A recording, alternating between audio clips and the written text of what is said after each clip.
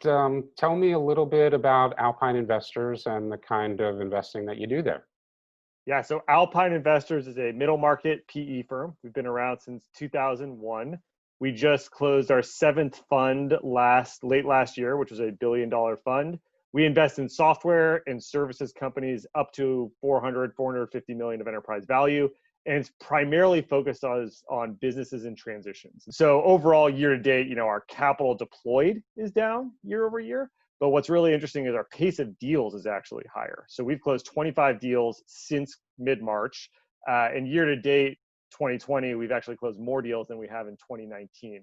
Tell me about some of the big trends in software and services that are creating these deal opportunities for you. So on the services side, I think we're seeing a ton of really interesting acquisition opportunities in essential services, businesses that did not get shut down by the pandemic. For us, that means, plumbing and HVAC. We have both a commercial platform as well as a residential platform. We've done 15 deals just in HVAC over the last kind of year and a half. And so we've seen a ton of deal activity there. And it's because I think, you're starting to see these companies be really highly valued, not just in residential and commercial HVAC, but all essential services, be it pest control or any number of them.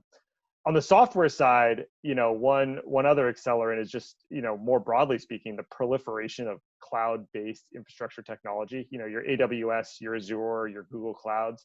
That is really lowering the costs for net new companies to start.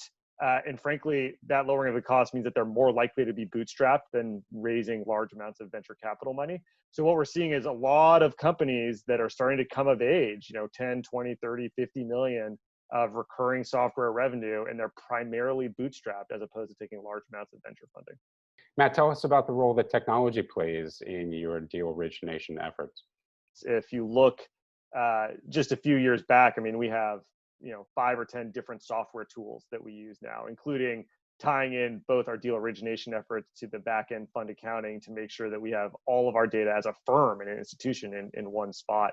On the deal origination side specifically, the Sutton Place weekly deal list that comes out, which we tie into that CRM, so we can see what deals happened in the past 7 days, what ones we saw, what ones we didn't see, so that we can revise and be nimble and actionable and agile in how we cover the market is really important. Because if we don't know what the universe is out there, it's very hard for us to react to that.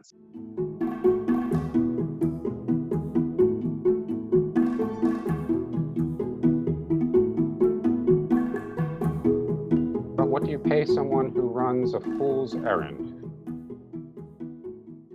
Fool's gold? Oh my God, you got it. Good job. Thank you.